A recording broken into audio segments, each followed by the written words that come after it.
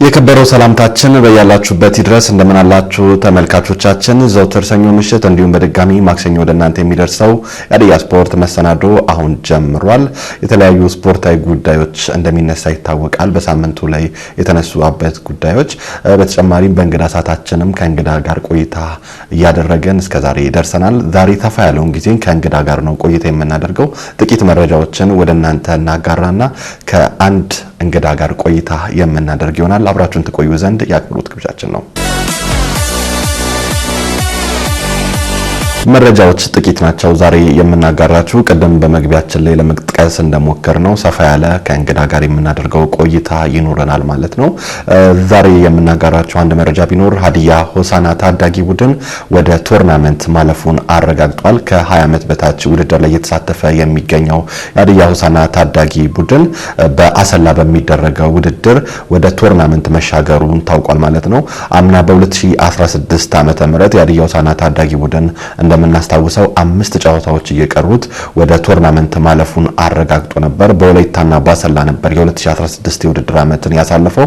በዘንድሮ የውድድር ዓመት ደግሞ በቡራዩና ባሰላ በሚደረገው ቆይታ 3 ጨዋታዎች እየቀሩት መሻገሩን አረጋግጧል። ይህ ታዳጊ ቡድን በርካታ ተጫዋቾችን ወደ ዋና ቡድን ያሳደገ ቡድን ወይም ደግሞ ክለብ እንደሆነ ይታወቃል። በዘንድሮ ዓመትም ተስፋ ሰጪ እንቅስቃሴ አሳይቷል። ምድቡ በጣም ከባድና ፉክክር የሞላበት ነበር። ሐዋሳ፣ ወላይታ ዲቻ፣ ኢትዮጵያ ቡና፣ አዳማ ከተማት ከተፎካካሪ መካከሎች ውስጥ የሚጠቀሱ ክለቦች እንደሆኑ መመልከት ችለናል። በዘንድሮ የውድድር ዓመትም ወደ ቶርናመንት መሻገሩን ያረጋገጠው በትላንትና ዕለት አዳማ ከተማን 2-1 በማሸነፍ 3 ቀሪ ጨዋታዎች እየቀሩት ምድቡን በ5ኛ ደረጃ ላይ ይዞ ማለፉን አረጋግጧል። ሌላ ክለቦች 2 ጨዋታ የሚቀራቸው በርካቶች መሆናቸውን መመልከት ችለናል። ሀዲያ ሆሳና ቀጣይ ጨዋታዎችን የሚያሸንፍ ከሆነ ወደ ቶርናመንት ከመሻገር ባለፈም ደረጃውን ከፍ አድርጎ የሚቀጥል ይሆናል ማለት ነው። ሀዲያ ሆሳና አምና ቶርናመንት ላይ ሐዋሳ በተደረገው ውድድር ላይ ከምድቡ መሻገር ሳይጥል መቅረቱ ይታወሳል። በዘንድሮ የውድድር ዓመት ግን ከምድቡ በማለፍ ሜዳሊያ ውስጥ ለመግባት አልሞ እየሰራ እንደሆነ አሰልጣኙ ከኛ ጋር በነበረው ቆይታ መናገሩ ይታወሳል ማለት ነው። ወደ ቀጣይ መረጃችን አልፈናል። 24ኛ ሳምንት የኢትዮጵያ ፕሪሚየር ሊግን ይመለከታል። በ24ኛ ሳምንት የኢትዮጵያ ፕሪሚየር ሊግ ከዛሬ ጀምሮ መደረጉን ጀምሯል። ዛሬ 2 ጨዋታዎች ተደርገዋል። በነገው ዕለት ደግሞ 3 ጨዋታዎች የሚደረጉ ይሆናሉ። በ23ኛ ሳምንት የኢትዮጵያ ፕሪሚየር ሊግ የተደረጉ ጨዋታዎች ረቡዕ ዕለት ጀምረው ቅዳሜ መጠናቀቃቸው ይታወሳል። በ23ኛ ሳምንት ሀዲያ ሆሳና ከቅዱስ ጊዮርጊስ ጋር ተጫውተው ባዶ ለባዶ በሆነ አቻ ውጤት ፈጽመዋል። ሀዲያ ሆሳናዎች አሁንም ማሸነፍ እየቻሉ እንዳልሆነ መመልከት ችለናል። ከማሸነፋም ባለፈም ግብ ማስቆጠር የሚለው ነገርም ከክለቡ እየራቀ እንደሆነ እየተመለከተን እንገኛለን። ፊት መስመር ላይ የሚገኙ አጥቂዎች አሁንም ከጎል ጋር መገናኘት እየቻሉ እንዳልሆነ በተደጋጋሚ እየተመለከተን እንገኛለን። ይህ ከምን ጋር የተያዘ ነው? በርካታ ጉዳዮች ይነሳሉ። ከዛ ውስጥም የመሃል ክፍሉ ነው የሚነሳው።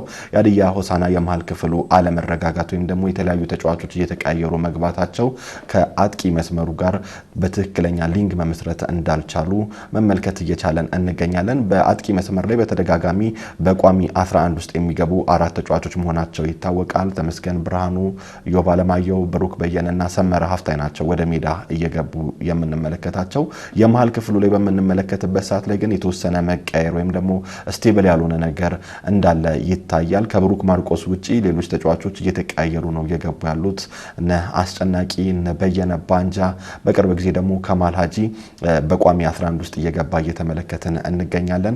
ከመለሰ ሚሻሙ መጎዳት በኋላ ምናልባት የሀዲያ ሆሳና የመሃል ክፍሉ በደንብ እየሳሳ እንደሆነ መመልከት ችለናል። በነገው ዕለት 9 ሰዓት ላይ ከድሬዳዋ ከተማ ጋር የሚገናኙ ይሆናል።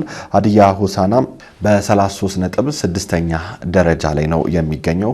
ድሬዳዋ ከተማ በአንጻሩ በ13ኛ ደረጃ 25 ነጥቦችን በመሰብሰብ ይገኛል። ድሬዳዋ በርካታ ጨዋታዎችን በፕሪሚየር ሊጉ አቻ በመለያየት ቀዳሚ የሆነ ክለብ እንደሆነ ይታወቃል። 10 ጨዋታዎችን ካደረጋቸው 21 ጨዋታዎች በአቻ ውጤት ፈጽሟል። 5 አሸንፏል፣ በ6ቱ ደግሞ ተሸንፏል። በአንጻሩ ሀዲያ ሆሳናን በምንመለከትበት ሰዓት ላይ ካደረጋቸው 21 ጨዋታዎች 9ኙን በአሸናፊነት በ6ቱ ሽንፈትና በ6ቱ አቻ በመለያየት የ33 ነጥቦችን መሰብሰብ ችሏል ማለት ነው። ሀዲያ ሆሳዕና ይህ ጨዋታ ምናልባት ደረጃውን የሚያሻሽልበት ስለሆነ ከፍተኛ ትኩረት ሰጥቶ የሚጫወተው ጨዋታ እንደሆነ ይጠበቃል። በድሬዳዋ ከተማን በኩል ከወራጅ ቀጠና ለመራቅ የሚያደርገው ጨዋታ ስለሆነ ከፍተኛ ትኩረት ሰጥቶ የሚገባበት ጨዋታ እንደሆነ ይጠበቃል። ጨዋታው ቀን 9 ሰዓት የሚደረግ ይሆናል ማለት ነው። ተመልሰን መተናል። በርካታ ርዕሰ ጉዳዮች ቢኖሩም ዛሬ ሰፋ ያለ ቆይታ ከእንግዳ ጋር የምናደርግ ስለሆነ ወደ እንግዳ ሰዓታችን ነው የምናልፈው። እንግዳችን ማን ነው? ከመሸጋገሪያ በኋላ ከእንግዳችን ጋር ተመልሰን እንመጣለን።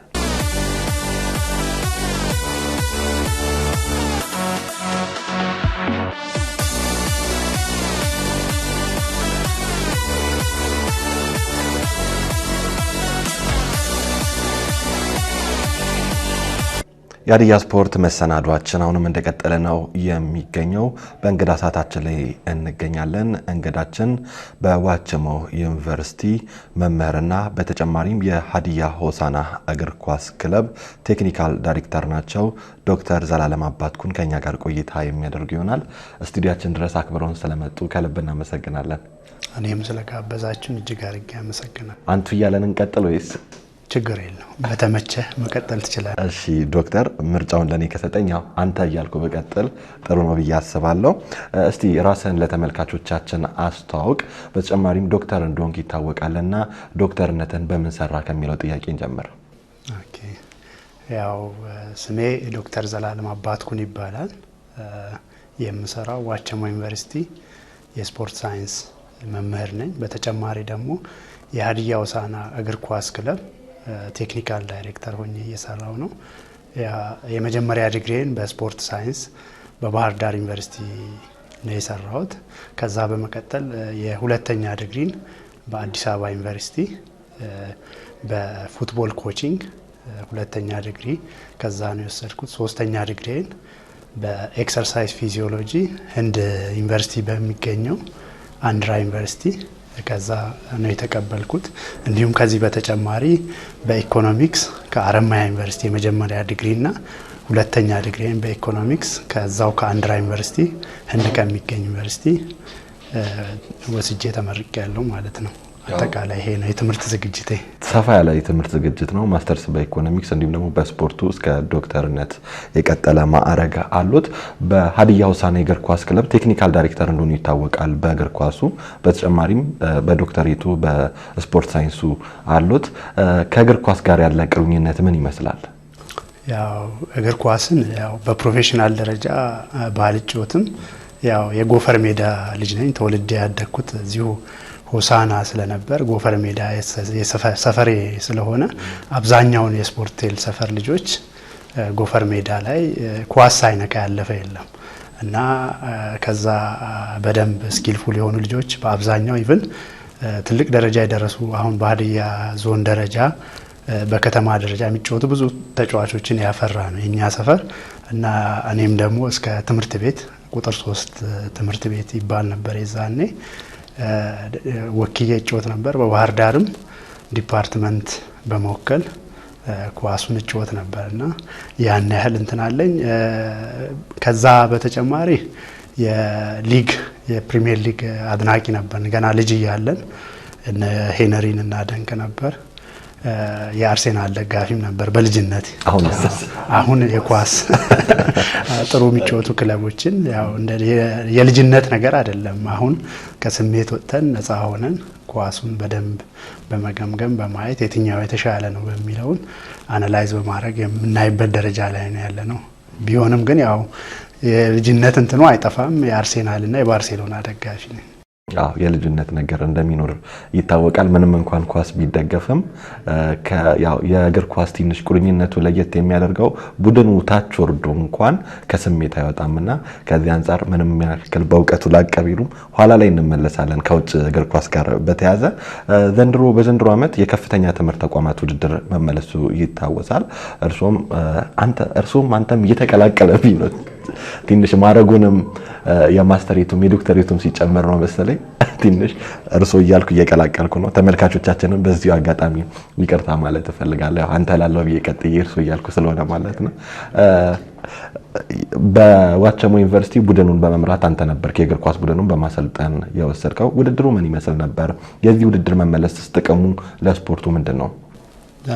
እንደ አገር ይሄ ውድድር ድጋሚ መመለሱ ከረጅም ዓመት በኋላ ነው ወደ ውድድር የተመለሰው እና ይሄ እንደ አገር ስፖርተኞችን በተለያየ ስፖርት አይነት ለማግኘት ትልቅ ግብአት ነው። ከዚህ በፊት ያው እንደምናውቀው ለእግር ኳሱ ግብአት የሆኑት ሁለት ሊጎች ብቻ ናቸው። ለምሳሌ ከፍተኛ ሊግና ሊግ አንድ የምንለው ከዛ ብቻ ነው እንደ ምንጭ አሰልጣኞች ተጫዋቾችን የሚመለምሉት። አሁን ግን ያን እድል ሌላ ተጨማሪ እድል የሚፈጥር ከዩኒቨርሲቲዎች ጥሩ ተጫዋቾችን በዚህ ውድድርም ያየናቸው አሉ። ትልቅ ለፕሪሚየር ሊጉም ይሁን ለሁለቱ ሊጎች ለከፍተኛና ለሊጋን ሊሆኑ የሚችሉ ልጆችን በደንብ ያየንበት ነው። ይሄ ተጨማሪ አቅም ነው። በአትሌቲክሱ ዘርፍም እንደዚሁ ጥሩ አትሌቶችን ያየንበት ነው።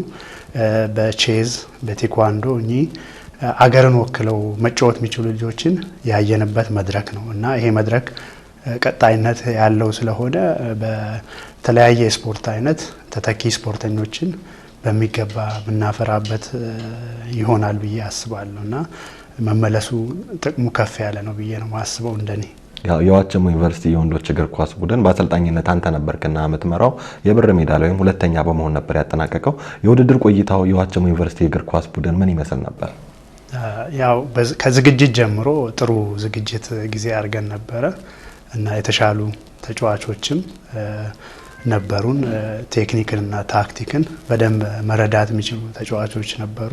አሰልጣኝ ሚላቸውን ነገር የሚተገብሩ ጠንካራ ተጫዋቾች ነበሩ ይዘን የቀረብ ነው እና ስፔሻሊ እኛ በታክቲክ ረገድ የተሻልን ስለሆነ ነው ላይ የደረስነው ከሌሎቹ እና ታክቲክን የመተግበር አቅማቸው ላቅ ያለ ነበር እኔ ጋ የነበሩ ተጫዋቾች እና ውድድሩ ላይም ሁሉም በሚባል ደረጃ የዩኒቨርሲቲ ደጋፊዎች ለዋንጫ እስክንደር በነበረው እንትን የደጋፊን እንትን አግኝተን ነበር።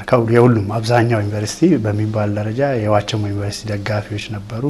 ያም ከምን የመጣ ነው? የምናሳየው ጨዋታ ማራኪ ስለነበረ የደጋፊውን ቀልብ መሳብ ችለን ነበረ እና ውጤቱም ያው ጥሩ ውጤት ነው። እኛ ዋንጫውን ለማንሳት አስበን ነበረ። ያው በኳስ ማይሆን ነገር የለም። የተሻለ ውጤት ነው ሁለተኛም ሆኖ መጨረስ እና ጥሩ ጊዜ ነበረ። ጥሩ ጊዜ እንዳሳለፋችሁ ይታወሳል። ዋቸሞ ዩኒቨርሲቲ በዚህ ደረጃ አልተጠበቀም ነበር ውድድሩን ከመሄዱ በፊት። ወደ ቴክኒካል ዳይሬክተርነት ስራ እንመለስ። በሀዲያ ሆሳዕና በቴክኒካል ዳይሬክተርነት እንደምታገለግል ይታወቃልና በርካቶች ቴክኒካል ዳይሬክተር ስራው ምንድነው የሚል ጥያቄ አላቸው በአንድ ክለብ ውስጥ። ያንተስ በሀዲያ ሆሳዕና እግር ኳስ ክለብ ውስጥ ድርሻ ምንድነው?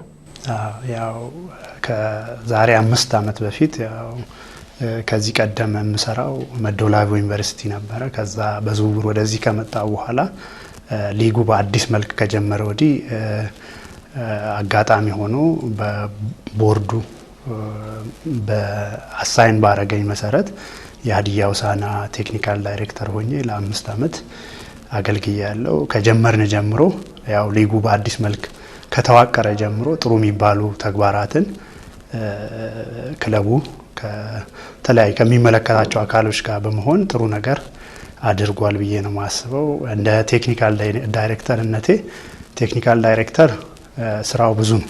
ኖርማሊ እንደኛ ሀገር ያው የሚስ አንደርስታንዲንግ አለ። የቴክኒካል ዳይሬክተር ዋናው ተግባር የሚባለው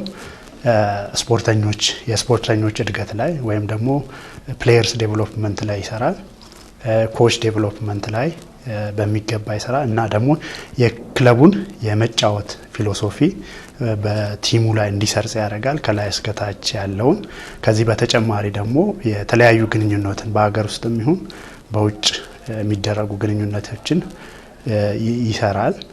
እኚህ ነገሮች እንደ ተግባር የምንወስደው ነው የአንድ የቴክኒካል ዳይሬክተር። ተጨማሪም ነገሮች አሉ። ከኮችና ጽህፈት ቤቱ የጥሩ ግንኙነት እንዲኖረው በመሃል ሆኖ የማማከር ስራም ይሰራል ከጽህፈት ቤት ኃላፊ ጋር በመሆን እንዲሁም ደግሞ ቴክኒካሊ የኮቾችን አስፈላጊ ነገሮችን በማማከር ስራዎችን ይተገብራል፣ ጌሞችን ይገመግማል።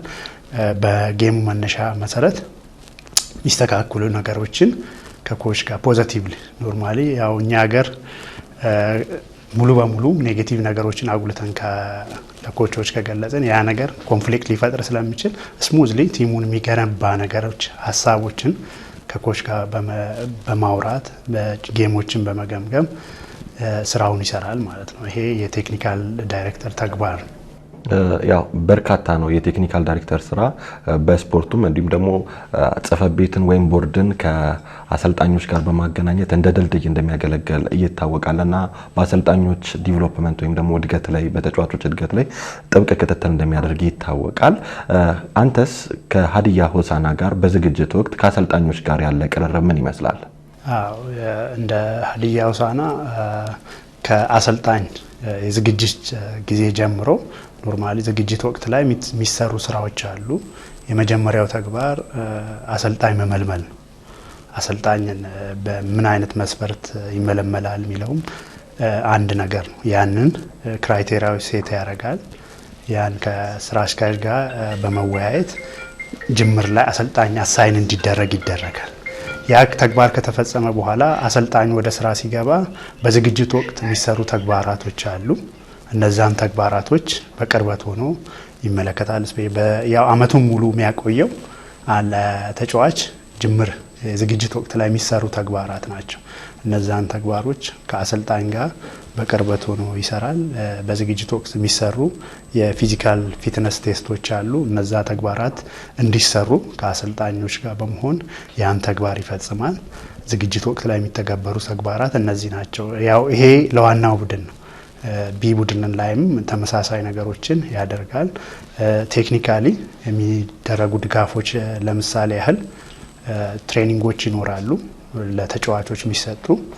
አሁን ትኩረታችንን በታዳጊ ቡድኖች ላይ ነው ትኩረት እያደረግን ያለን። እዛ ላይ የሚሰጡ የቴክኒካል ድጋፎች ለምሳሌ ስለ ስነ ምግብ ስልጠናዎች ይሰጣሉ። ስለ ታክቲክ፣ ቴክኒክ እና ፊዚካል ኮንዲሽን ምን እንደሆኑ የነዚህን በናውሌጅ ደረጃ ተጫዋቾች እንዲያውቁ እኚህን ተግባራት እንሰራለን። ተጨማሪ አድርገን ደግሞ ስለ ሳይኮሎጂ ምንነት አንደኛ በእግር ኳስ ፒላር ምንላቸው ተግባራቶች አሉ። ሳይኮሎጂካሊ ተጫዋች ካልታነጸ ውጤታማ ለመሆን ስለሚቸግረው እንዲህ አራት ፒላሮች ምንለው ቴክኒክ፣ ታክቲክ እና ፊዚካል ፊትነስ እና ሳይኮሎጂካሊ ዝግጁነት ላይ ትኩረት አድርገን እንሰራለን በጅምር ወቅት ላይ። እኚህ ተግባራት የጅምር ናቸው። ውድድር ውስጥም ከገቡ በኋላ በውድድር ወቅት ሊኖሩ የሚችሉ ያው ሙሉ በሙሉ ከችግር ነፃ አይሆንም። ውድድር ውስጥ ከተገባ በኋላ ውጤት ከፍ ዝቅ ሊል ይችላል። እነዛን ምክንያቶችን ለይቶ በማውጣት ለነዛ መፍትሄ የሚሆኑ ነገሮችን ከኮች ጋር በመመካከር ስራዎችን ይሰራል ማለት ነው። እንደዚህ አይነት ተግባራትን ነው እየፈጸምን ያለ ነው እስካሁን በመጣ ነው መንገድ። ቅድመ ዝግጅት ላይ ከአሰልጣኞች ጋር በዚህ ልክ ተቀራርባችሁ የምትሰሩ ከሆነ አሰልጣኝ መልመላ ላይ ምን እንደምትሳተፍ ወይም የገለጽክልን እንደዛ ነውና ተጫዋቾች መልመላ ላይስ በተለይ ከዋናው ቡድን ጋር በተያያዘ በክረምት ወቅት እንዲሁም በአጋማሽ ላይ ከተጫዋቾች መልመላ አንጻርስ የቴክኒካል ዳይሬክተር ስራ ምንድን ነው? ኦኬ እንደኛ ሀገር ያው ቴክኒካል ዳይሬክተር ባይበልጡን ስራውን የሚሰራው ከኮች ጋር በመመካከር ነው። ባደጉ ሀገራት ግን አንዳንዴ ሩም አለው ቴክኒካል ዳይሬክተር ለቲሙ ከቲሙ የጨዋታ ፍልስፍና ጋር ሊሄዱ የሚችሉ ተጫዋቾችን የማቅረብ ስራዎች አንድ ተግባር ነው ለቴክኒካል ዳይሬክተር። እኛ ሀገር በአብዛኛው ግን የአይነት አንደርስታንዲንግ ስለሌለ ባይበልጡን ከኮች በሚመጣ ፊድባክ በዛ ከኮቹ ተጫዋች እንዲያቀርብ ይደረጋል። የዝግጅት ወቅት ላይ የሚመጥኑ ሀዲያ ሆሳዕናን ሊመጥኑ የሚችሉ ተጫዋቾችን በየቦታ ለምሳሌ ክፍተት ባላቸው ቦታ ውል የሚጨርሱ ይኖራሉ። የአቅም ማነስ ያለባቸው ተጫዋች ይኖራሉ። እነዛ ቦታ ላይ አሰልጣኝ በዝርዝር ተጫዋቾችን አንድ ሁለት ፕላን ኤ ፕላን ቢ እስከ ሲ ድረስ በአንድ ቦታ ለምሳሌ ቀኝ ፉልባክ ማስፈረም ከፈለገ ሶስት አማራጭ ይዞ ነው መነሳት ያለበት። ያንን አንደኛ እከሌ፣ ሁለተኛ እከሌ፣ ሶስተኛ እከሌ ያን ሲያቀርብ አሰልጣኙ በሰጠው አቅጣጫ መሰረት በጽሁፍ ያቀርባል። እኔ ደግሞ ለጽሕፈት ቤት አሰልጣኙ ጋር በመተማመን ኖርማሊ ሲያቀርብ እከሌ ከእከሌ ይሻላል፣ ይሄ ቢሆን ይሻላል የሚለውን ነገር በደንብ በዲቴል ከተወያየም በኋላ ከዛ ወዴት አቀርባለሁ ወደ ጽሕፈት ቤት ያ ጽህፈት ቤት ደግሞ መልማይ ኮሚቴዎች አሉ፣ በገንዘብ ረገድ የሚደራደሩ ማለት ነው። ከቦርድ የተውጣጡ ራሱን የቻለ ኮሚቴ አለ። ያ ኮሚቴ የድርድሩን የገንዘብ ድርድሩን ያሳልጣል ማለት ነው። ስለዚህ ኮቹ መነሻችን እንደ ክለብ ግዢ ሲፈጸም ያው ብዙ ጊዜ አጨቃጫቂ ፖይንትም ስለሆነ እዚህ ጋር በደንብ ለደጋፊዎቻችን መንገር ስላለብን ጅምር ላይ ሁሌም ቢሆን ምልመላ ላይ ተጫዋች የሚያቀርብልን አሰልጣኝ በሚያቀርበው መሰረት እኛ ወደ ግዢ ከኮሚቴው ጋር አንድ ላይ ሆነን ወደ ግዢ እንገባለን እንጂ ተጫዋቾችን እንደ ክለብ የምናቀርብበት ወይም ደግሞ እንደ ቴክኒካል ዳይሬክተር ፊድባክ ከመስጠት ውጪ የከሌ ግባ ብዬ በራሴ አሰልጣኙ ያላመነውን ጽህፈት ቤቱ ያላመነውን ተጫዋች ክለቡን እንዲቀላቀል አናረግም። በዚህ አይነት መልክ ነው ተጫዋች የሚመለመለው ማለት ነው። ሀዲያ ሆሳዕና ከ2013 ጀምሮ በሰፊው በኢትዮጵያ ፕሪሚየር ሊግ ላይ ወጣቶችን በማስተዋወቅ እየሰራ እንደሆነ ይታወቃልና እንደ አንድ ቴክኒካል ዳይሬክተር ከዩ17 ጀምሮ ያሉ ቡድኖችን እንደሚከታተል ሀዲያ ሆሳዕና በወጣቶች ላይ ምን አይነት ፕሮጀክቶችን ነድፏል በአሁኑ ሰዓት? ያው አጋጣሚ ሆኖ መሳተፍም የጀመርነው በታዳጊ ደረጃ የዛኑ አመት ነው። 2013 አመት የታዳጊ ክለቦች አንደር 20 ይዘን እኛም ስራ ጀምረን ነበር። ያው በተሰጠን አቅጣጫ ያው ግዴታም ሆኖብን ማለት ነው። እንደ አጋጣሚ የተፈጠረው ክስተት እንድንነቃ አድርጎናል። ነቅተን ስራዎችን እንድንሰራ አድርጎናል። በዛም ረገድ ለተከታታይ 3 አመት በሚባል ደረጃ ከታዳጊ ቡድን 10 ልጆችን ከዋናው ቲም ጋር ያው በርደኑ ዞናችን ላይ ቢሆንም ግዴታ የአካባቢ ልጅ ቲም ውስጥ ዶሚኔት ማድረግ አለበት በሚል እሳቤ እኚህን 10 ልጆች ይዘን እስከ መጨረሻው ታግለናል። ያው አረንጓዴ ቲሴራ እስኪደርሱ ድረስ ከዛ ውስጥም ወደ 6-7 ልጆች የሚሆኑ ወደ ዋናው ቡድን አድገው ዛሬ ላይ ቋሚ አሰላለፍ ውስጥ ገብተዋል። ከዛም በየአመቱ ከዚህ ከታዳጊዎች በየአመቱ 2 ልጆች እየወሰድን ወደ ዋናው ቲም እየቀላቀልን ነው ያለነው እና ይሄም ትልቅ ምርታ ፈጥሮልናል። በሊጉ ደረጃ ምስጋናም እንዲሰጠን አድርጎናል። ከወላይታ ቀጥለን ያው ወላይታ ቀድሞን ስለጀመረ እነሱ ኦልሞስት ሙሉ በሙሉ ባይባልም ኦልሞስት ወደ 80% የሚሆነውን የዋና ቡድናቸውን ሸፍነው የሚጫወቱት በአካባቢ ልጆች ናቸው።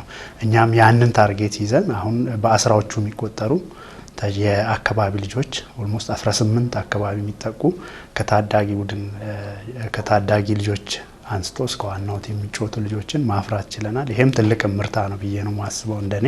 በቀጣይነትም ያው የቤት ስራዎች አሉብን።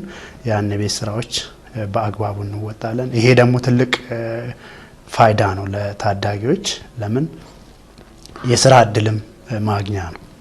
አብዛኛው አሁን የዛኔ የተቀላቀሉ ልጆች ደሞዛቸው አሁን ላይ ከፕሮፌሽናል ከአገር ውስጥ ከሚጫወቱ ተጫዋቾች ባልተናነሰ ደሞዝ እየተከፈላቸው ጥሩ ገቢ ያገኙ ስራቸውን በአግባቡ እየሰሩ ይገኛሉ። ይሄ ደግሞ ለሚመጡት ታዳጊዎች ደግሞ እንደ ምሳሌ ሆኖ ጠንክረው እንዲሰሩና ቀጣይ ላይ ሀዲያ ሆሳዕናን በአቅማቸው ያግዛሉ ብዬ ገምታለሁ። ያው ከታዳጊ ወጣቶች ጋር በተያያዘ ሀዲያ ሆሳዕና ባለፈው አመታት የሚያስመሰግን ስራ ሰርቷል ማለት ይቻላል። በተለይ ደግሞ በ2013 ካደጉ 10 ልጆች በርካቶቹ በአሁኑ ሰዓት በአረንጓዴ ቲሴራ እንደሚጫወቱ ይታወቃል። ነገር ግን አንድ ጥያቄ ሁሉ ጊዜ የሚነሳ ነገር ቢኖር በተለይ በ2015 እና በ2016 በ2017 በዘንድሮ አመት የሚያደጉ ተጫዋቾች የሚሰጣቸው ኮንትራት የ1 አመት እንደሆነ ይነገራል። ከዚህ ጋር በተያያዘ ለአንድ ታዳጊ ወጣት ተጫዋች የ1 አመት ኮንትራት መስጠት አግባብ ነው ወይ? ይሄ ጥያቄ ያው ብዙ ጊዜ ሲመላለስ እናያለን እና እኛ እንደ ጽህፈት ቤት የምናያቸው ነገሮች አሉ። ክለቡን ነው የምናስቀድመው። ያው ክለብን ስናስቀድም እነዚህ ልጆች ቲሙን በምን አይነት መልኩ ይጠቅማሉ ነው ቅድሚያ የምንሰጠው። አሁን አረንጓዴ ቲሴራ ሲኮን ችግር የለውም። 25 ተጫዋች ይያዛል።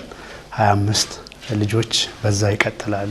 መጀመሪያ 10 ልጆች ይዘን ነበር። 10ን ለ3 አመት ኦልሞስት ለ3 አመት በሚባል ደረጃ እድል ተሰጥቷቸው 3ቱን አመት ቆይተው ነው ወደ ዋና ቡድን ያው በነበረው ክፍተት ያው ቲሙንም አገልግለው ስለነበረ እድልም ተሰጥቷቸው በ3 አመት ቆይታ ወደ ዋናው ቲም ተቀላቀሉ። አሁንም ቢሆን ተስፋ ያላቸው ልጆች ወደ ዋናው ስንቀላቀል በአሰልጣኞች ነው የሚወሰነው ወደ አረንጓዴ ሲገባ ማለት ነው።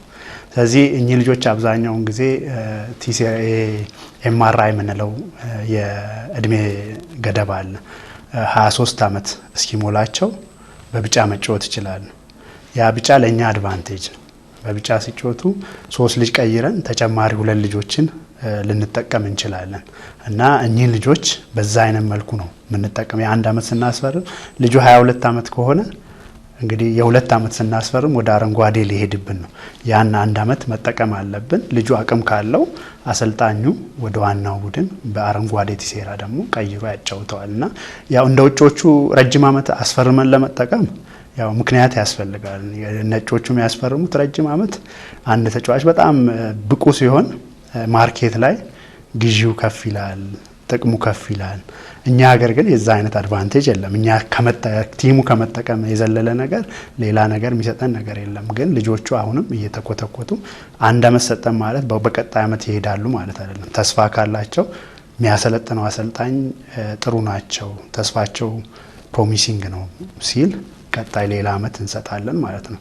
ወደ አረንጓዴም በዛው አሁን ያሉ ልጆችን ተመልክታቸዋል። ልክ እንደዛ በዛ አይነት መልኩ ዋናውን ቡድን በአረንጓዴ ቲሴራ ይቀላቀላሉ ማለት ነው። ምናልባት ከዚህ ጥያቄ ጋር በተያያዘ አሁንም አንድ ላነሳ መፈልገው ከ2013 በኋላ ከታዳጊ ቡድን በቢጫ ቲሴራ ካደጉ ተጫዋቾች ውጪ በአሁኑ ሰዓት ላይ በአረንጓዴ ቲሴራ ቡድኑን የተቀላቀሉ ተጫዋቾች ካሉ እነሱ ቢገለጹ መልካም ነው ብዬ አስባለሁ። የተቀላቀሉ ልጆች አሉ። ኦልሞስት እነዛን ልጆች ጨረስን። ያባች ወደ አረንጓዴ ማደግ ያልቻሉት ሌላ ሊግ ላይ እኔ እንደውም ሳልገልጽ ያለፍኩት እኛ ለኛ ብቻ አይደለም እናመርተው። ኖርማሊ አሁን የኛ ቢ የነበሩ ልጆች በአብዛኛው ሊግ ላይ ከቁጥራቸው ከ20 ወደ 20 ወደ ከ15 እስከ 20 የሚጠጉ ልጆች በሌሎች ሊግ ላይ እየተጫወቱ ነው። ይሄ ማለት ትልቅ ምርታ ነው። እንደ ኢንዲኬተር ኪ ኢንዲኬተር ካየ ነው ትልቅ ነገር ነው ለኛ። እኚህ ልጆች አሁን ለምሳሌ በሊግ 1 የሚጫወቱ በሌሞ ደረጃ ከ7 ልጆች በላይ አሉን። ሌላ እንዲሁ በሊግ 1 የሚጫወቱ በተለያዩ ቲሞች ላይ ያሉ ልጆችን ቁጥራቸውን አሁን ስታስቲካሊ በትክክል እንትን አላልኩም እንጂ ቁጥራቸው እርግጠኛ ነኝ እስከ 15 የሚደርሱ ልጆችን አብቅተናል ማለት ነው እኛ ጋር ካሉት ውጪ። ስለዚህ ይሄ ነገር ኖርማሊ በቀጣይነትም እኛ ጋር ለመቆየት ሀዲያ ሆሳዕና ሊያቅፍ የሚችለው አሁን በተቀመጠው አቅጣጫ ዋናው ላይ 25 በአረንጓዴ 5 ያው አረንጓዴ 5 ቢጫ 5 ነው።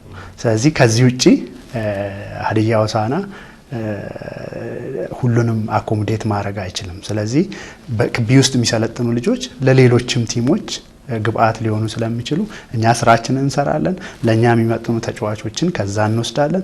ሌላው ደግሞ በሌሎች ሊጎች ላይ ተጫውቶ ራሱን አብቅቶ ተመልሶ እኛ ጋር ከመጣ አሳየው። ሊጎች ደግሞ ክለቦች ደግሞ ሰፊ ስለሆኑ እኚህ ልጆች ራሳቸውን ሲያበቁ ሌላ ክለብ ላይም መጫወት የሚችሉበት እድል ስላለ ተክተው እንዲሰሩ ነው። አሁን ሀዲያ ሆሳዕና ብቻ ተስፋቸው እንዳይሆን እንዳይገደቡ በዚያው አጋጣሚ ለመምከር እወዳለሁ። ምናልባት እኔ አሁን ከዚህ ጥያቄ ጋር በተያያዘ ትንሽ ጥያቄም ደጋፊ በተደጋጋሚ የሚያነሳው 1 አመት በሚሰጣቸው ሰዓት ላይ የመጫወቻ እድል አያገኙም ነው። በዋነኝነት እንኳን በቢጫ ቲሴራ በመጀመሪያ አመት የገባ ልጅ ይቅርና ስኳዱን እንደ አዲስ የሚቀላቀሉ በአረንጓዴ ቲሴራ የሚገቡ ልጆች ራሱ ቋሚ ያስተላለፉ ውስጥ መግባት ሲሰናቸው እንመለከታለን። ከእድሜ ጋር በተያያዘ አንድ ተጫዋች 1 አመት በሀዲያ ሆሳዕና በሚያክል ትልቅ ክለብ ውስጥ ታቅፎ ተጫውቶ ከዛ በኋላ ወደ ሌሎች ወደ ከፍተኛ ሊግ ሊሆን ይችላል፣ ወደ ሊግ 1 ሊሆን ይችላል ተመልሶ መጫወት የሚችል ሜንታሊቲ እንዴት ይገነባል? ከዚህ ጋር በተያያዘ ቀደም አንተ ለመግለጽ እንደሞከርከው በከፍተኛ ሊግ በሊግ 1 የሚጫወቱ ልጆች አሉ። በተጨማሪም ሀዲያ ሆሳዕና ታዳጊ ቡድኑ ወደ ዋናው ቡድን አድርገው ከዋናው ቡድን ፌል ሲያደርጉ እግር ኳስን ያቆሙ ተጫዋቾችም እንዳሉ መገንዘብ አለብን ብዬ አስባለሁ። ከዚህ ጋር በተያያዘ ለምንድን ነው ክለቡ ሰፊ ፕሮጀክት የማያስበው? ታዳጊዎችን ማብቃት ሲባል ምናልባት ሽያጭ የለም አንድ ነገር እሱን ክለቡን ያዝ ሊያደርግ ይችላል። 1 አመት በሚሆኑ ሰዓት ላይ ግን ከሳይኮሎጂ አንፃር ያ ተጫዋች ምን እያሰበ እንዲያድግ ተፈልጎ ነው? ያው እኛ ኖርማሊ አሁን ለ1 አመት ስንል ኢቭን ተጫዋቹ መሰለፍ እንኳን ባይችል ጌሞች እናደርጋለን። ጌሞች የተለያዩ የወዳጅነት ጌሞች አሉ። የዝግጅት ወደ ኮምፒቲሽን ስንገባ የተለያዩ ጌሞች አሉ። እነዛ ጌሞች ላይ አሰልጣኝም ያያቸዋል እነዛ ልጆች፣ በተጨማሪ እኛም እናያቸዋለን። እኚህ ልጆች እንቅስቃሴያቸውን በደንብ ነው ኢቫሉዌት የምናደርገው። የተለያዩ ክራይቴሪያዎች አዩ። እነዛን ክራይቴሪያዎች በመጠቀም ልጆቹን ኢቫሉዌት እናደርጋለን። በቀጣይ ቲሙ ላይ መቆየት አለበት ምንለውን እናቆያለን። አዲስ ደግሞ የሚጠብቁ ልጆች አሉ። 5 ዓመት ለመግባት የሚጠብቁ ከዚህ አሉ ስራ ላይ እየሰሩ ያሉት። ገደብን ማለት 5ቱንም በቀጣይ አመት ከቢ ደግሞ ማናሳድግ ከሆነ ቢ ውስጥ ያሉ ልጆችም ተስፋ እየቆረጡ ይሄዱብናል። ስለዚህ ግዴታ ከገባ እድሉን ካገኘ ልጅ መልመላው ላይ እድል ካገኘ አቅሙን ሙሉ በሙሉ ተጠቅሞ አሰልጣኝንን ማሳመን፣ እኛም እንደ ቴክኒካል ዳይሬክተር እዛ አካባቢ ላይ ስለምንገኝ ትሬኒንጎች ላይ ጌም አለ። የግዴታ ኮምፒቲሽኑ ላይ ዋናው የነጥብ ጌም ላይ ሳይሆን የዝግጅት ወቅት ላይ አሰልጣኞች ከዋና ውድድር ባልተናነሰ እድል ሰጥቷቸው 11 ለ11 9 ለ9 እነዛ ጌሞች አሉ። እዛ ላይ በደንብ ለመገምገም ምቹ ሁኔታ ስላለ አሰልጣኙ በሚሰጠው አቅጣጫ እኛም ደግሞ በመነጋገር ማቢቀር ማቢቆይ የሚለውን ነገር እዛ ላይ ወስነን ነው የምንሄደው እንጂ ተጫዋቾችን ይዘን ብንቀጥል ደስ ይላል። እንደ ከዚህ ቀደሙ 10 ተጫዋች ተፈቅዶልን ቢሆን አሁን ይሄ የቦርድም አቅጣጫ ነው። ያው ከበጀት አንጻር አንድ ተጫዋች ሆቴል ሲቆይ የሚወጣው ወጪ አለ። ለአንድ ተጫዋች ወደ 90 ሺህ ብር ከዛም በላይ ወጪ የተለያዩ ነገሮችን ሳይጨምር የሆቴል ብቻ እስከዛ ወጪ አለ። ያንን ደግሞ ከቁጥራችን በበዛ ቁጥር ወጪው ሌላ ስራዎችን እንዳንሰራ ስለሚያደርግ በዚህ ምክንያት በየአመቱ 2 ተጫዋች ከታች እናሳድጋለን። ይሄ በቢጫ የነበረው ወደ ዋናው እንዲያድግ በተቻለ መጠን የሚሰሩ ስራዎችን ከአሰልጣኝ ጋር እንሰራለን። ያ ካልሆነ ግን ግዴታ መተካት ስላለበት የኛ የክለባችን ፕሪንሲፕል ስለሆነ ምናቆመው አይደለም፣ እንቀጥላለን። የሀዲያ ስፖርት መሰናዶ እንደቀጠለ ነው። ከእንግዳችን ዶክተር ዘላለም ጋር ቆይታችን ቀጥሏል። መልካም ቆይታ እንደሆነ ተስፋ አደርጋለሁ። ጥያቄያችንን እንቀጥልና ያለፉትን አመታት ሀዲያ ሆሳዕና በርካታ ተጫዋቾችን ወደ ክለቡ አስፈርሟል። እነዛ ተጫዋቾች ግን ለክለቡ በሚገባው ልክ ግልጋሎት እንዳልሰጠ በርካታ የስፖርት ቤተሰብ የሚስማማበት ነገር እንደሆነ ይታወቃል። ችግሩ ምን ነበር ብለህ ታስባለህ እንደ አንድ ቴክኒካል ዳይሬክተር? ይሄ እንግዲህ አንዳንዴ ይከሰታል። ኖርማሊ ፕሪሚየር ሊግ ላይም በእኛው ሊግም ደረጃ እንዲህ አይነት ክስተት ይከሰታል። ለምሳሌ እኛ 2000 የዛሬ 2 አመት ኦዶንጎን 3 አመት ኦዶንጎን አስፈርመን ነበር። ኦዶንጎ ያው ባለው በጊዜያዊ ፐርፎርማንሱ ነምበር 1 ስትራይከር ነበር። ወደ 14 ጎሎችን ለአዲስ አበባ ስኮር አድርጎ ነበር። የደጋፊው ምርጫ ነበር፣ የአሰልጣኞችን ምርጫ ነበር። እኛም ያው ልጁ ፈቃደኛ ስለሆነ እኛ ጋር ለመጫወት አስፈርመን ነበር። ሌሎችም ተጫዋቾች በተወሰነ መልኩ እንደዛ ያስፈረምናቸው ልጆች ነበሩ። ግን ወደኛ ቲም ሲቀላቀሉ ከአሰልጣኝ አሰለጣጠን ዘይጋ አለመሄድ ይሁን በተደጋጋሚ እንዲህ 1-2 ተጫዋች ትልቅ ተከፋይ ሆኖ አጋጣሚ ላይ የነበረውን አቅም እኛ ቲም ላይ መጥቶ ማሳየት አይችልም እና አንዳንዶችን በድርድር እንለቃለን። አሁን ለምሳሌ የአሸናፊ ጊዜ የነበሩ 2 ተጫዋቾችን እንዲሁ በድርድር ከፍተኛ ተከፋይ ነበሩ። እነሱን በድርድር የለቀቅንበት ሁኔታ አለ። ሙልጌታ ጊዜም እንደዚሁ ከ3-4 ልጆችን በድርድር ተደራድረን አቅማቸው የሚመጥን ስላልነበረ እነዛን ልጆች በተወሰነ ክለቡ አዳዲስ ተጫዋቾችን እንዲያመጣ እንደዛ አይነት ነገሮችን ማባረር አንችልም። ያው ግን አሰልጣኝ በሚሰጠው አቅጣጫ መሰረት ማስጠንቀቂያዎችን በመስጠት እንዲህ በማድረግ ውላቸውን እንዲያቋርጡ አድርገን የሸኘናቸው አሉ። አብሮን የቆዩም ያው አሰልጣኝ አንዳንድ ጊዜ ይጠቀማቸዋል፣ ግን የነበራቸው ፐርፎርማንስ እኛ ጋር ሲመጡ እንደጠበቅ ነው አይሆንም። ይሄ ደግሞ በኳስ ዓለምም ይከሰታል። እነ የሊቨርፑል ስትራይከር እንደዚህ አይነት ችግሮች ገጥሟቸው ነበር። አለ የሚባል ስትራይከር ነው፣ ግን ወደ ቼልሲ ሲዘዋወር አነስተኛ ፐርፎርማንስ ነው ያሳየው እና እንዲህ አይነት ነገሮችን በመደራደር ያው ቲሙን እንዲለቁ እያደረግን መጥተናል። አሁን ግን ባለው ስፔሻሊ በዘንድሮ ጥሩ የሚባሉ ተጫዋቾች ስብስቡ ላይ እንዲገኙ አሰልጣኙ በሰጠው አቅጣጫ ጥሩ የሚባሉ አገልግሎትም በከፍተኛ ደረጃ እየሰጡ ያሉ ተጫዋቾች ናቸው ያሉት። ከየኛ አካባቢ ልጆችም እንደዚሁ በተመሳሳይ አቅማቸውን ሳይሰስቱ እያገለገሉ ነው ያሉት። በዘንድሮ የውድድር ዓመት ሀዲያ ሆሳዕና ላይ ካለው ከስኳድ ተጫዋች አንጻር 22ቱ በ2017 ክረምት ላይ ውላቸው ይጠናቀቃል እንዳገኘነው መረጃ መሰረት ከሆነ እነዚህ ተጫዋቾችን በቀጣይነት በክለቡ ለማቆየት ወይም ደግሞ ስኳድ ዴብዛችሁን ለመጨመር ምን አይነት እንቅስቃሴ ጀምራችኋል? በአሁኑ ሰዓት ያው ከክለብ ጽሕፈት ቤት ያለውን ስታቲስቲክስ በደንብ ነው የምንገመግመው። እንደ ጽሕፈት ቤት ያው መሀል ቤት ስለሆንኩ እኔ ቴክኒካል ዳይሬክተር ያሉትን ነገሮች ከክለብ ጽሕፈት ቤት ካሉ አመራሮች ጋር በሚገባ ተወያይተናል። ያው 22 የተባለው 5ቱን ታዳጊዎች 6ቱን ታዳጊዎች ጨምሮ ነው። ያው እነሱ የኛው ናቸው፣ ራሳችን ትሪት ማድረግ እንችላለን።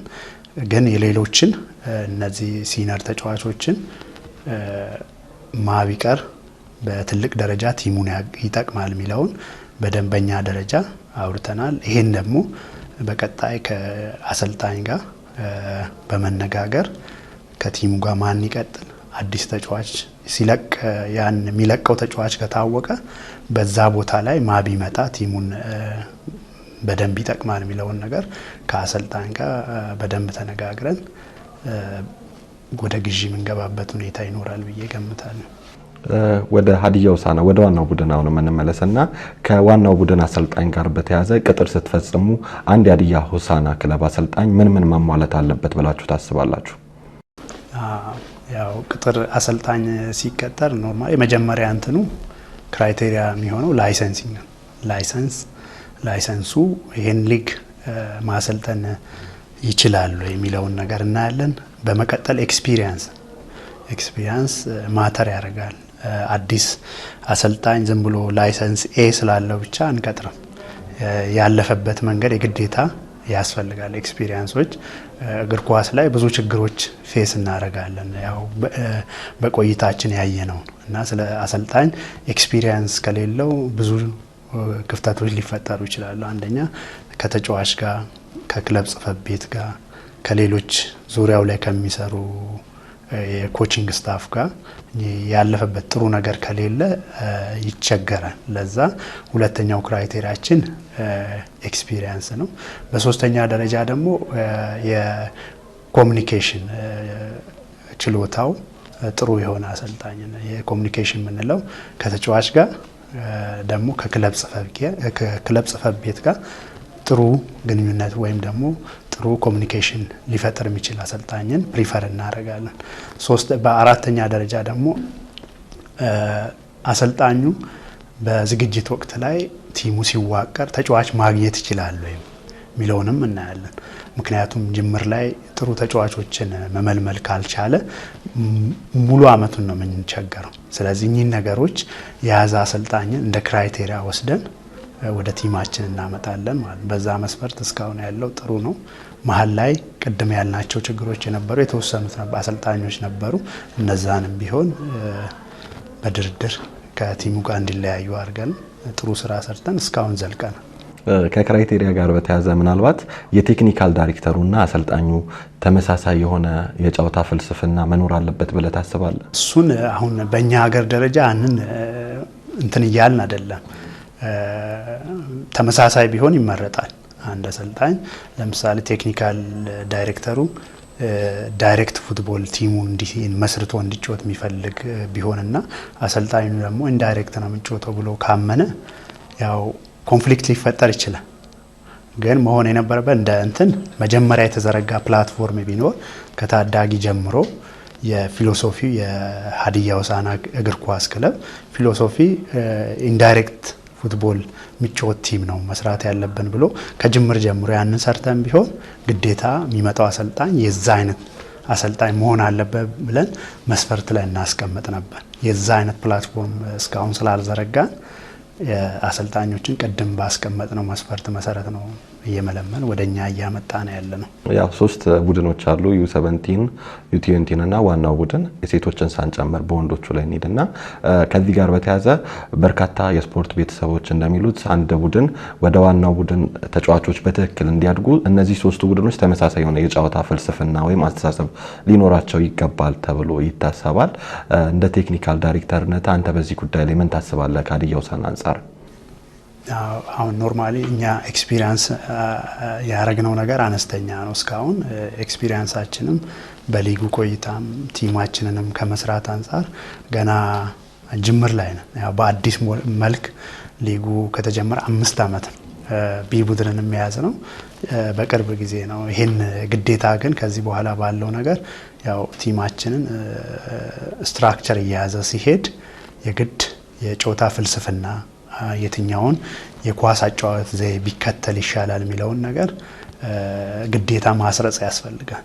ዋናው ቡድን ላይ ያለ አሰልጣኝ ኢቨን መነጋገርን እኚህ ሶስቱ አሰልጣኞች U17 U20 እና እንዲ ዋና ቲም የሚያሰለጥን አሰልጣኝ ተነጋግረው ቲሙ ደግሞ እኔንም ጨምሮ እዛ አንድ አካል ሆነን ተነጋግረን ቲሙ የሚፈልገው ይሄን የአጨዋወት ፊሎሶፊ ነው የሚለውን ነገር ተነጋግረን በቀጣይነት ይሄን ስራ መስራት እንዳለብን እኔም ይሰማኛል። አሁን ላይ ብንሄድ አያስኬድም ባለው ነገር ግን ከዚህ በኋላ ቲማችን እስካሁን እየመጣ ነው ከስተት እየተማር አሁንም ደግሞ የተሻለ የፕሮፌሽናሊዝም እንትን ውስጥ እየገባን ስለሆነ ግዴታ መከተል ያለብን ነው። እኛም እንደ ውጮቹ አሁን በእኛ ሀገር ደረጃ አይ ቲንክ ጊዮርጊስ መሰለኝ ተመሳሳይነት ያለው ነገር እስካሁን እያሳየን ያለው እኛም ደግሞ የነሱንም ፈለግ ይሁን የውጮችንም ፈለግ በመከተል እኛም የራሳችን ያጫወት ዘይን ፈጥረን እንጫወታለን። አጋጣሚ ሆኖ አሁን የምንጫወተውም ተመሳሳይነት ያለው ነው። በአጋጣሚ አልሰራንበትም ግን አሰልጣኝ ማን ያዛልም የሚከተለው ያጫወት ዘይ መንቾም ቀጥታ ኳሶችን በፍጥነት ይሄ ዳይሬክት ፉትቦል ምንለው ከራስ ሜዳ ወጥቶ ወዲያው ወደ ተቃራኒ ቡድን የመድረስ የዛ አይነት አጨዋወት ነው። በትንሽ ንክኪ ወደ ተቃራኒ ቡድን ሜዳ የመድረስ ነገርን ሳናስበውም ቢሆን እያመጣ ነው። ግን በደንብ ተናበን በደንብ አድርገን ይሄን ልጆቹ በሚገባ አውቀው እንዲሰሩ የምናረግበት ጊዜ ቅርብ ነው ብዬ ነው ማስበው። እሱን ጊዜ እንጠብቃለን። ያው እግር ኳሳችንን በብዙ ነገር ካሉ ችግሮች ውስጥ አንዱ የከታዳጊ ፕሮጀክት አንስቶ እስከ ዋናው ቡድን ያሉ ተመሳሳይ ያልሆነ ፍልስፍና እንደሆነም ይታወቃልና ከዚህ ጋር በተያያዘም ባዲያ ሆሳዕና ያው እርሱን የሚያክል ዶክተር በክለቡ ላይ ካለ በስፖርቱ እንደዚህ አይነት ስራዎች በርካታ የስፖርቱ ቤተሰብ ይጠብቃል ብዬ አስባለሁ። ከዚህ ጋር በተያያዘ ከክለቦቻችን አደረጃጀት ጋር በተያያዘ በርካታ ጥያቄዎች ይነሳሉ። የኢትዮጵያ እግር ኳስ ክለቦች በአብዛኞቹ በመንግስት በጀት ወይም ደግሞ በመንግስት ካዝና ነው የሚንቀሳቀሱት። ሀዲያ ሆሳዕናም ከነዛ ክለቦች መካከል አንዱ እንደሆነ ይታወቃልና ይህንን ክለብ በየጊዜው ከሚነሱ የፋይናንስ ጥያቄዎች ነፃ ለማድረግ ህዝባዊ መሰረትን ለማስያዝ ምን መሰራት አለበት? ከአመራሩ ምን ይጠበቃል ብለህ ታስባለህ? ኦልሞስት ከ90% በላይ የሚባለው በጀት እየወጣ ያለው ከዞን በጀት ነው እና ያ ደግሞ በዘላቂነት ክለቡ ሰስቴን አድርጎ የሚቀጥል ከሆነ ቢያንስ በየአመቱ የ30% ኢንክሪመንት አለ። አሁን የዛሬ 5 ዓመት የነበረውና አሁን ያለው የሳላሪም ይሁን የሆቴል የአንዳንድ ወጪዎች ስናይ በጣም ከፍ ያለ ነው። ይሄ ደግሞ የሚቀጥል ከአገር እድገት ጋር የሚያያዝ ነው። ስፖርት ያው አገር ሲያድግ ስፖርቱም አብሮ ነው የሚያድገው፣ በተለይ እግር ኳስ። ይሄ ደግሞ አደገ ስንል ደግሞ በብዙ ነገር ነው። አንደኛው ወጪም ጭምር አብሮ ነው የሚያድገው። ላይፍ ኮስት አለ፣ ይሄ ኢንፍሌሽኑ አለ። እነዚህ ነገሮች ተደማምረው ወጪያችንን እያበዛ ነው እየሄደ ያለው። ለዛ ግዴታ ሁሉንም ስቴክሆልደሮችን ሁሉንም ያሳተፈ ነገር መሰራት አለበት ብዬ አስባለሁ። እንደ ክለብ የምንሰራቸው ተግባሮች አሉ። በእኛ ደረጃ እንደ ክለብ ገቢ ለማግኘት ምናልባት ማሊያ ልንሸጥ እንችላለን። አጋጣሚ ሆኖ አሁን ውድድሩን በሜዳችን አይደለም እያደረግን ያለ ነው። ያ ወደ ሜዳ ሲመጣ እንደ ክለብ ምን እናደርጋለን? የትኬት ሽያጭ ክለቡ ገቢ እንዲያገኝ ያስችላል እና ያን ነገር እንሰራበታለን እንደኛ እኚህ ማርቸንዳይዝ የሚባሉ የስካርፍ የሰዓት የተለያዩ ነገሮችን መስራት እንችላለን እኛ። ግን ከዛ በተጨማሪ ወጪው ከፍተኛ ስለሆነ አንደኛ ዞኑ የሚደጉመው ድጎማ ይኖራል። ከዛ በተጨማሪ ደግሞ ባለሀብቶች ያው ድጋፎችን እንዲያደርጉ እኛም እንፈልጋለን። ስራዎችን መሰራት አለበት። በስፖንሰርሺፕም ግዴታ ስፖንሰርሺፕ በእርግጥ ባለሀብት ትርፍ ይፈልጋል ሲመጣ እንዳደጉ ሀገሮች ስናይ ያው ያደጉ ሀገሮች ክለቡን ሲረከቡ ሲገዙት በትርፍ ነው፣ ትርፍ አስበው ነው። እኛ ሀገር ደግሞ ወጪ ብቻ ነው። ባለሀብትን ቲሙን ገዝተ ተጠቀም ማለት ይከብዳል አሁን ባለው ነገር። ግን ወደፊት ያው ከእድገት ጋር ይያዛል ብያለሁ ቀደም። ይሄ ነገር በደንብ እያደገ ሲሄድ ባለሀብቱን መሳብ እንችላለን። ጥሩ ውጤት ጥሩ ገቢ ማግኘት ስንችል ባለሀብቱ ከኛ ትርፋማ ሊመጣ ይችላል። ግን አሁን ባለው ያ ነገር አያስኬድንም። ባለሀብቶች እነዚህን ድጋፍ እንዲያደርጉ በተቻለ መጠን የተለያዩ ነገሮችን በማድረግ ቦርዱ የራሱን ድርሻ መወጣት አለበት። ለምሳሌ እንደ በአገር ውስጥ ያሉ ክለቦች አሉ ህዝባዊ መሰረት ለማስያዝ የሄዱበት አቅጣጫ ደስ የሚል በተለይ የአዋሳ ተሞክሮ አለ። ገቢ ሲሰበሰብ ከገቢ ላይ የተወሰነች ፐርሰንት ወይም ደግሞ የተወሰነች መጠን ገንዘብ ግብር ሊገብሩ ከሚመጡ አካላት ይሰበስባሉ። ያን ብናረግ እኛም ተጠቃሚ እንሆናለን። እንደ ከተማ ሰፋ ያለ የንግድ እንቅስቃሴ ነው ያለው። እዛ ላይ ግብርን ከሚገብሩ ሰዎች ባለሀብት ከሆኑ ሰዎች የተወሰነች ነገር ብናረግ ከፍተኛ ገቢ ልናገኝ እንችላለን። እንደ የተለያዩ የመንግስት ሰራተኞች አሉ። እነሱንም በማስተባበር ቲሙ የራሳቸው እንደሆነ በመግለጽ ከነሱም ገቢ የምናገኝበት መንገድ ቢገኝ ሀዲያ ሆሳዕና ትልቅ ደረጃ ይደርሳል ብዬ ገምታለሁ። ጥያቄያችን ቀጥሏል ዶክተር። ያው በስፖርቱ ነው ዶክተሬት የሰራው እንደሚታወቀው። ከዚህ ጋር በተያያዘ እንደ አንድ ስፖርት ሳይንስ ምሁር የኢትዮጵያ የእግር ኳስ ችግር ምንድነው ብለህ ታስባለህ? የኢትዮጵያ እግር ኳስ ችግር ብዙ ነው። ያው አሁን በምናየው አንደኛ የስትራክቸር ችግር አለ። ከላይ ጀምሮ እስከ ታች ያለ በትክክል ኦርጋናይዝድ ሆኖ አይደለም እየተሰራ ያለው እና መናበብ የለውም። ያ ትልቅ ኪሳራ ነው የፈጠረው።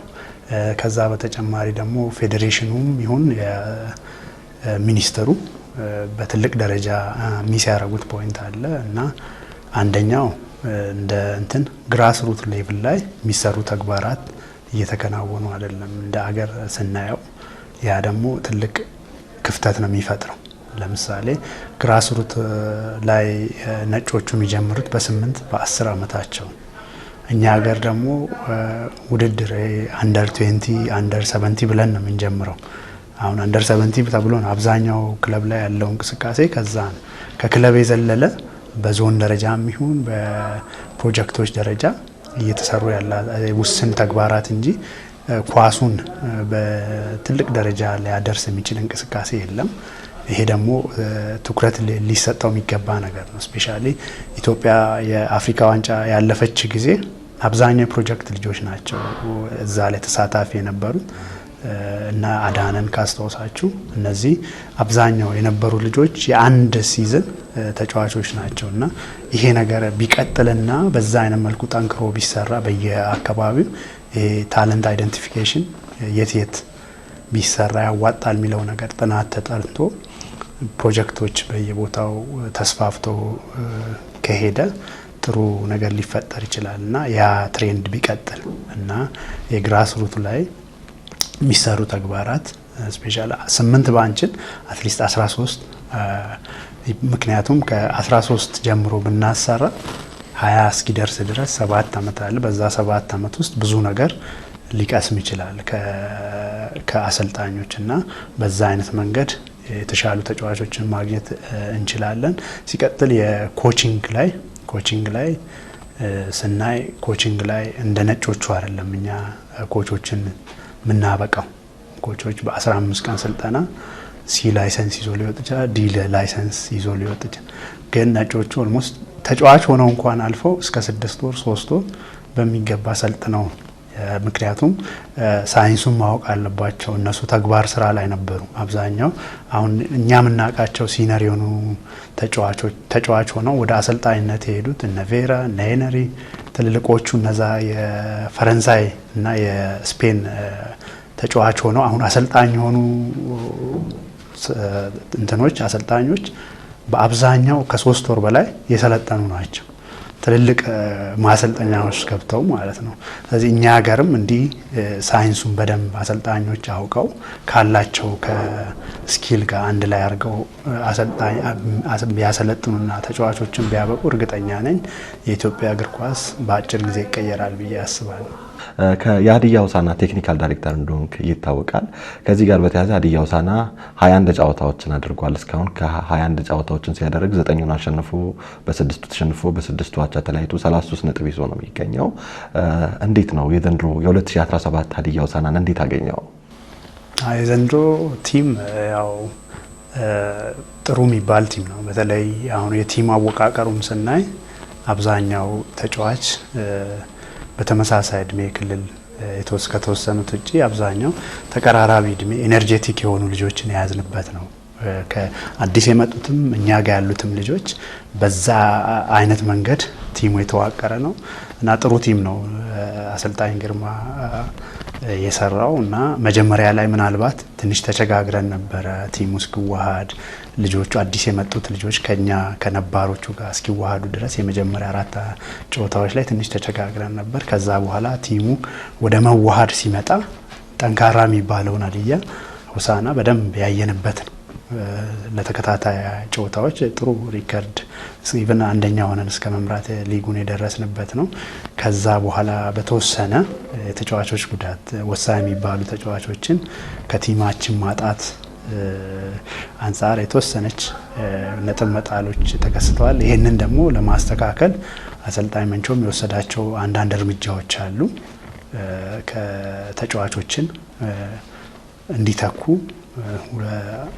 በጠየቀን መሰረት እኛም አዳዲስ ተጫዋቾችን አስፈርመናል። ይዘን የመጣነውን ጥንካሬ በቀጣይ በእነሱ ልጆች እገዛ ልናይ እንችላለን ብዬ ገምታለሁ እና ጥሩ ቲም ነው እንደኔ ከዚህ ቀደም አንደኛ ለእኛ ልጆችም ለታዳጊዎችም ሞዴል ሊሆኑ የሚችሉ በባህሪም በተግባርም ጥሩ ነገር ያላቸውን ልጆች ነው እንደ ቲም ያካተት ነው።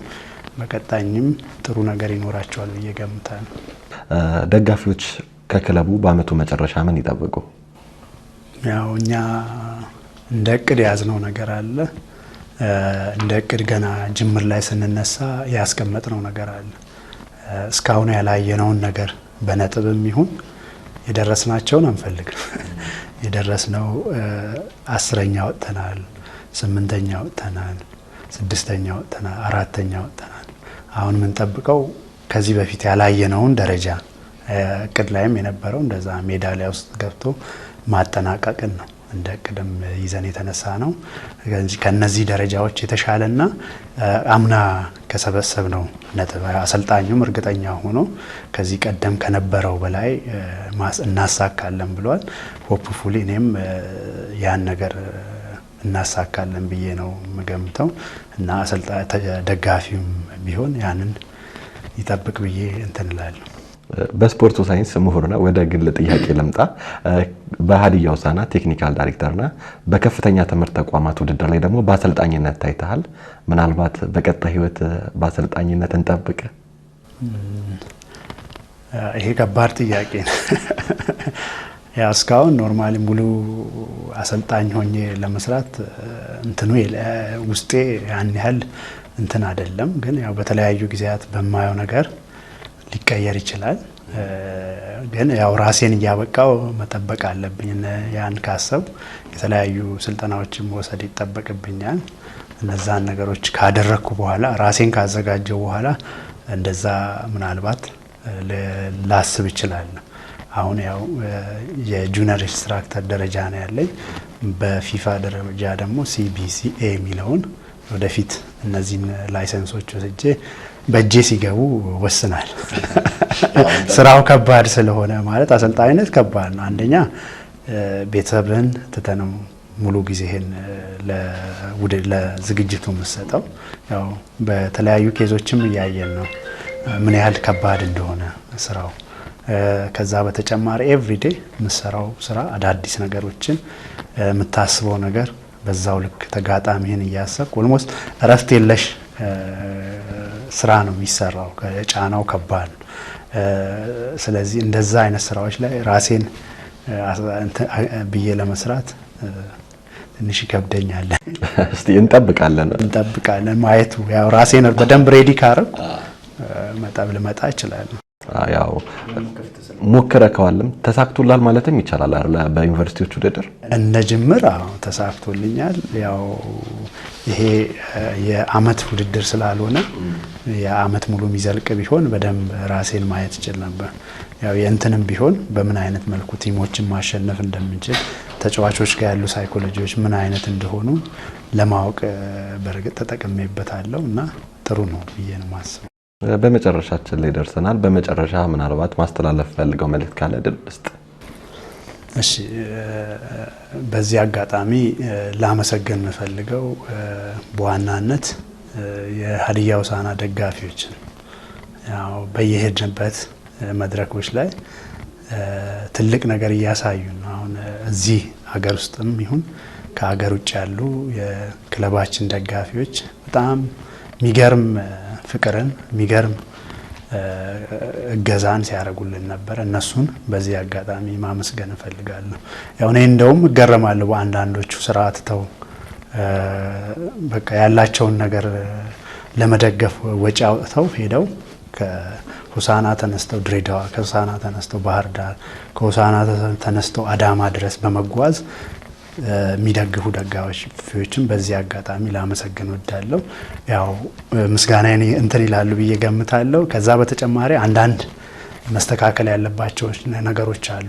ደጋፊ አካባቢ በደንብ ተጋግዞ መስራትን፣ ደጋፊ የተመዘገበ አባላት እነዚህ ቁጥሮችን በደንብ ጨምረን ከዚህ በላይ ድጋፎችን ማግኘት እንችላለን ብዬ ገምታለሁ እና በዋናነት እነሱን ማመስገን ፈልጋለሁ። ይሄን ስራ እንድሰራ ደግሞ ፍቃድ የሰጡኝን አካላት የክለብ ቦርድ አመራሮችን ማመስገን ፈልጋለሁ። ያው ቤተሰቦቼን ደግሞ ምክንያቱም አንዴ ከቤት ስትለይ ብዙ ዋጋ ያስከፍላል። ያው ይሄን ስራ አለነሱ ፍቃድ መስራት አልችልም እና እነሱ ማመስገን እፈልጋለሁ። ያው ነው። ዶክተር ከልብ እናመሰግናለን። እስከ ጠባብ ሰዓት ነው ለኛ የሰጠንና ከልብ እናመሰግናለን። ስቱዲዮአችን ድረስ ቆይታ ስላደረክ ሐሳብህንም ስላካፈልከን እሺ እኔም አመሰግናለሁ። በሀዲያ ስፖርት የእንግዳ ሰዓታችን ከሀዲያ ሆሳዕና ቴክኒካል ዳይሬክተር እንዲሁም ደግሞ በዋቸሞ ዩኒቨርሲቲ የስፖርት ሳይንስ ምሁር ከሆነው ዶክተር ዘላለም አባቱን ጋር ያደረግነው ቆይታ ይህን ይመስል ነበር። ከሀዲያ ስፖርት መሰናዷችን ይቀጥላል። ከመሸጋገሪያ በኋላ ተመልሰን እንመጣለን።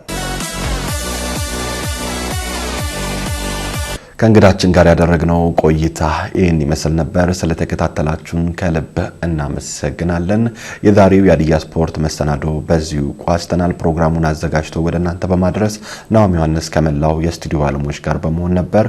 ከቀሪ የሀዲያ ቴሌቪዥን ዝግጅቶች ጋር ሰናይ ጊዜ ተመኘው።